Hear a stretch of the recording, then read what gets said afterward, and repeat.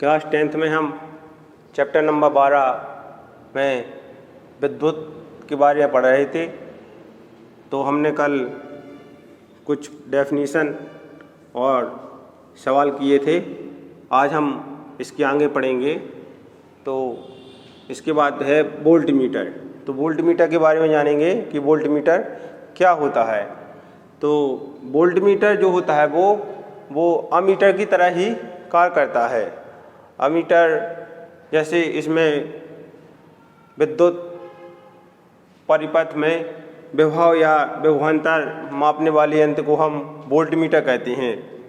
तो volt meter जो होता है वो विद्युत परिपथ में विभव या विभवांतर यानी दो बिंदुओं के बीच का जो विभवांतर होता है उसको मापने के लिए हम वोल्ट मीटर का प्रयोग करते हैं। इसकी खोज हेंस और स्टेट ने की थी। तो जो वोल्ट मीटर होता है वो क्या होता है, विद्युत धारा और प्रतिरोध के साथ साथ यह वोल्टेज के भी मापता है। तो इसे हम वोल्ट मीटर कहते हैं। यह वोल्टेज को मापता है और इसके साथ साथ विद्युत धारा और प्रतिरोध को भी मापता है। तो वोल्ट मीटर दो बिंदुओं के बीच विभवांतर मापने वाले यंत्र को हम वोल्ट मीटर कहते हैं। बहुत ही महत्वपूर्ण है परीक्षा की दृष्टि से। तो ओम का नियम जो है वो कहाँ से आया और किसने दिया। तो ओम का नियम जो है वो एक जर्मन के वैज्ञानिक थे, जर्मनी वैज्ञानिक थे जिनका नाम था जॉर्ज साइमन ओम। तो ओम का नियम जो है वो एक जर्मनी वैज्ञानिक थे, जॉर्ज साइमन ओम, इनके नाम पर रखा है। तो ओम का नियम जो है इन्होंने सन 1827 ईस्वी में दिया था। जॉर्ज साइमन ओम थे जो उन्होंने चालक के दोनों सिरों के मध्य उत्पन्न विभवांतर और उसमें जो धारा होती है उन दोनों के बीच संबंध बताया है इस नियम में। तो इस नियम में हम देखेंगे कि नियत ताप पर चालक के दोनों सिरों के मध्य उत्पन्न विभवांतर और उसमें होने वाली धारा की समानुपाती होती है। उसमें जो धारा प्रवाहित होती है वो एक दूसरे के समानुपाती होते हैं।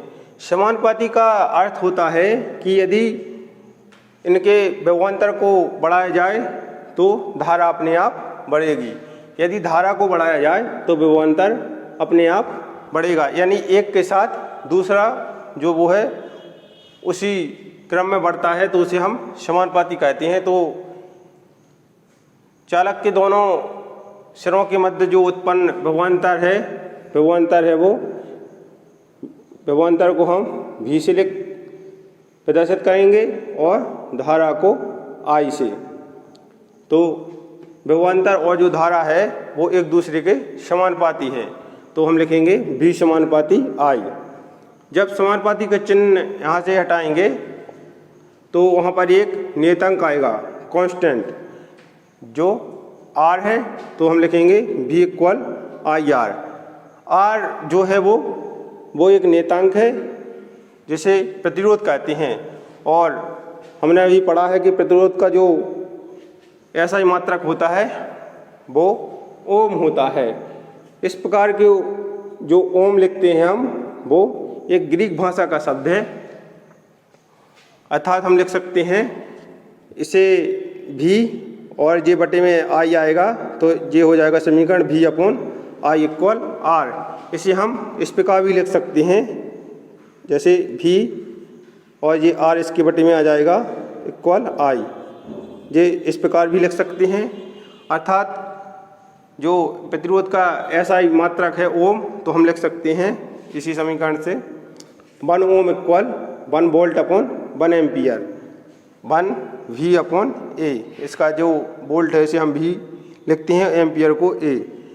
अर्थात इसका क्या मतलब है, इसका मतलब है कि यदि चालक के दोनों सिरों के मध्य यदि 1 वोल्ट विभवांतर और इनके प्रवाहित होने वाली धारा यदि 1 एम्पियर है तो प्रतिरोध जो है वो 1 ओम होगा। यदि चालक के दोनों सिरों के मध्य 1 वोल्ट विभवांतर और उसमें धारा है जो 1 एम्पियर प्रवाहित करते हैं तो उसका जो प्रतिरोध होगा वो 1 ओम होगा। तो हमने इस प्रकार ओम का नियम पढ़ा है। ओम का नियम जो है वो परीक्षा की दृष्टि से बहुत महत्वपूर्ण। एग्जाम्पल नंबर 12.3 को देखेंगे जो कि ओम के नियम पर आधारित है। अभी हमने ओम का नियम पढ़ा है। यह एग्जाम्पल आपको पेज नंबर 231 चैप्टर नंबर 12 किताब में मिल जाएगा। तो एग्जाम्पल 12.3 देखेंगे जो कि ओम के नियम पर आधारित है। तो हमने अभी ओम का नियम जो पढ़ा है वो यह पढ़ा है कि किसी चालक के दोनों सिरों के मध्य उत्पन्न विभवांतर और उसमें प्रवाहित धारा जो आई होती है वो एक दूसरे के क्या होती है, समानुपाती होते हैं। तो हमने जब समानुपाती का उसमें चिन्ह हटाया था तो वहाँ पर एक नेतांक आया था V=IR। तो इसी पर आधारित यह सवाल है। इसमें क्वेश्चन में दिया गया है कि यदि किसी विद्युत बल्ब के तंतु का प्रतिरोध जो है वो प्रतिरोध 1200 ओम है, जो ओम का चिन्ह है, तो यह 220 वोल्ट स्रोत से कितनी विद्युत धारा लेगा। मतलब इसमें कितनी ऊर्जा वो विद्युत धारा की खपत होगी, हमें ज्ञात करना है इसकी विद्युत धारा। तो हमें प्रतिरोध R बराबर क्वेश्चन में 1200 ओम दिया गया है और वोल्ट का जो मान है वो 220 वोल्ट और हमें ज्ञात क्या करना है, विद्युत धारा। तो हम ओम के नियम से V=IR जो समीकरण लेंगे उसमें हम मान रखेंगे तो हमें विद्युत धारा का मान प्राप्त हो जाएगा। तो आइए इसको सॉल्व करते हैं। V का मान हमें दिया गया है 220 वोल्ट और I का मान जो विद्युत धारा है उसका मान हमें ज्ञात करना है। तो I इंटू R का जो मान है हमें 1200 ओम दिया गया है।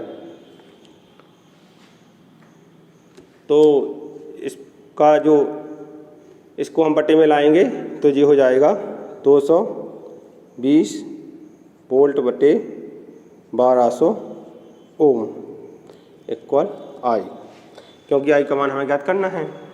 अब हम इसको 0 को 0 से काट देंगे, इसको काट देंगे 2 1 जा 2, 2 1 जा 2, 2 6 जा 12 और 2 6 जा 12 और 0 का 0 हो जाएगा।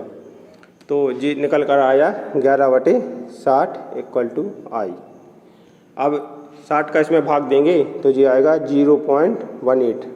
आपको इसको भाग करके देखना है तो इसमें जो I का मान आएगा वो आ जाएगा कितना, 0.18। तो I का मान जो 0.18 आया गया है तो हम विद्युत धारा को एम्पियर में लिखते हैं। तो इस प्रकार हमारी विद्युत धारा I = 0.18 एम्पियर। इस प्रकार इस एग्जाम्पल को सॉल्व किया है। इसके जो नोट्स हैं वो आपको हम बता चुके हैं कि 3 से 5 जुलाई के मध्य आपके विद्यालय का जो ऐप्स है उसमें स्टडी मटेरियल में आपको प्राप्त हो जाएंगे। तो आप उनको वहाँ से डाउनलोड कर सकते हैं। कि विद्युत शक्ति क्या होती है। तो विद्युत शक्ति किसी विद्युत परिपथ में जिस तरह से विद्युत ऊर्जा स्थानांतरित होती है उसे हम विद्युत शक्ति कहते हैं। विद्युत शक्ति का अर्थ होता है कि जैसे घरों में विद्युत ऊर्जा है जो वो कितने यूनिट स्थानांतरित होती है या कितनी यूनिट की खपत होती है तो उसे हम विद्युत शक्ति कहते हैं। विद्युत शक्ति का जो ऐसा ही मात्रक होता है वो वाट होता है। वाट है जो वो शक्ति का सबसे छोटा मात्रक है, यानी 1 वाट बराबर 1 वोल्ट इंटू 1 एम्पियर, यानी वोल्ट को हम V से और एम्पियर को हम A से प्रदर्शित करते हैं। इनका मात्रक V होता है वोल्ट का और एम्पियर का ये होता है। तो हम देख सकेंगे। और जो आज के उपयोग में हम लेते हैं वो इसका बड़ा मात्रक लेते हैं जिसे हम किलोवाट कहते हैं।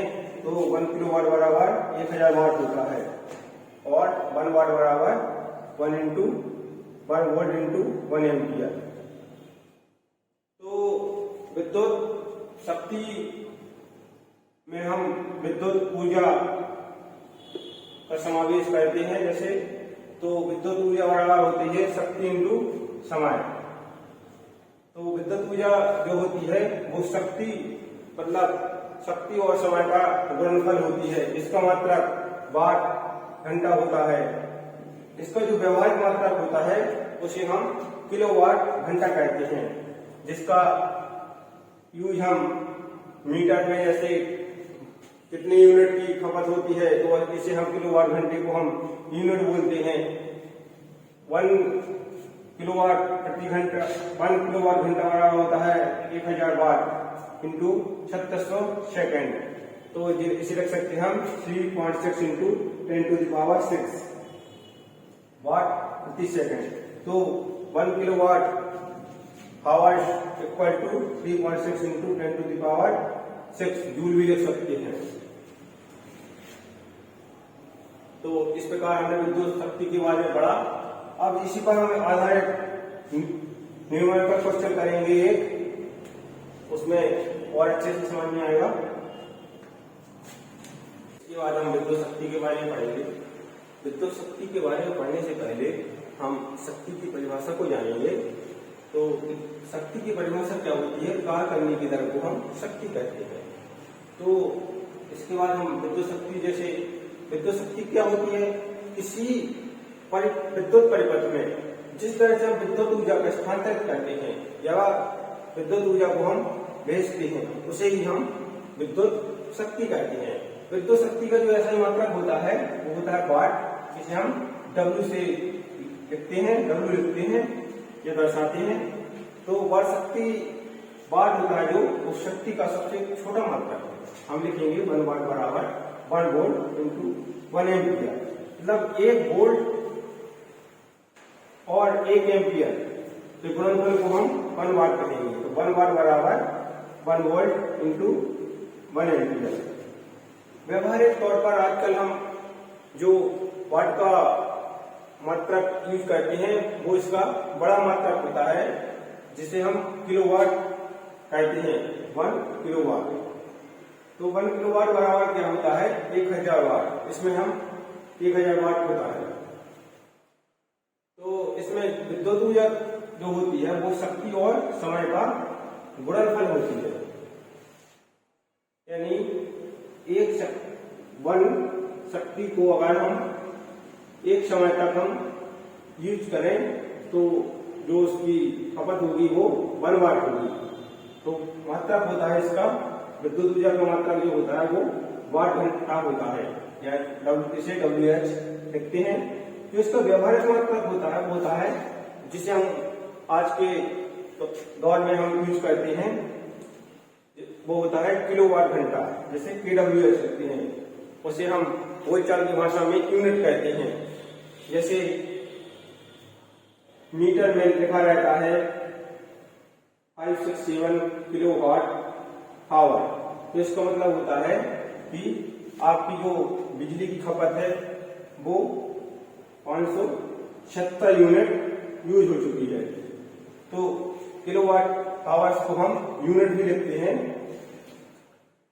तो 1 किलोवाट आवर्स बराबर क्या होता है?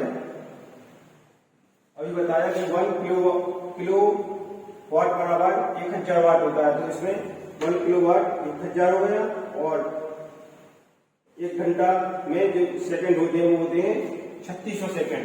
तो इसे लिखेंगे हम 1000 वाट इंटू 3600 सेकंड। इसको लिख सकते हैं हम 3.6 इंटू 10⁶। तो जो इसका मात्रक होता है वो होता है जूल। तो हम लिखेंगे 1 kilowatt hours equal to 3.6 into 10⁶ joule. तो इस प्रकार हमने विद्युत शक्ति के बारे में पढ़ा है। आइए हम इस पर सवाल देखेंगे विद्युत शक्ति पर। उसी संबंध में एक एग्जाम्पल है 13 नंबर का, उसको पढ़ेंगे। एग्जाम्पल 13 कहता है कि 400 वाट अनुमत पर कोई विद्युत रेफ्रिजरेटर को हम फ्रिज कहते हैं। तो विद्युत रेफ्रिजरेटर 8 घंटे प्रतिदिन, मतलब जो फ्रिज है वो 8 घंटे प्रतिदिन चलाया गया है और इसकी जो यूनिट दर है वो है 3 रुपए प्रति घंटे। तो इसे हम 30 दिन तक चलाने में कितनी ऊर्जा का जो मूल्य है वो ज्ञात करना है। मतलब इसको हमने 30 दिन तक चलाया है और 8 घंटे प्रतिदिन चलाया है। तो इसको हम सब सॉल्व करेंगे। तो 30 घंटे रेफ्रिजरेटर द्वारा कुल ऊर्जा जब निकालेंगे तो हम इसको इस प्रकार से निकालेंगे। 400 वाट का जो रेफ्रिजरेटर है उसको हमने 8 घंटे प्रतिदिन चलाया है और कितने दिन तक चलाया है? 30 दिन तक। तो इसका जब इसमें मल्टीप्लाई करेंगे तो ये आ जाएगा 96,000 वाट आवर बराबर 96 किलो वाट आवर या 96 यूनिट। अब 30 दिन तक हमने रेफ्रिजरेटर को चलाने में खर्च निकालना है। 30 दिन तक हमने 96 यानी 96 यूनिट की खपत की है और इसकी जो खपत है वो है 3 रुपए प्रति घंटे की दर से। तो इसका मूल्य निकालेंगे हम। तो इसमें ऊर्जा का मूल्य जो आएगा वो आएगा 96 वाट आवर्स इंटू 3 रुपए प्रति किलो आवर्स। तो इसका जो मल्टीप्लाई होगा तो ये आ जाएगा 288 रुपए। अतः हमने 30 दिन तक जो फ्रिज चलाया है 8 घंटे प्रतिदिन, उसका जो खर्च आया है वो आया है 288 रुपए। इस प्रकार एक और एग्जाम्पल है, उसको सॉल्व कर लेना है। तो हमने ये विद्युत शक्ति से संबंधित उदाहरण को हल किया है।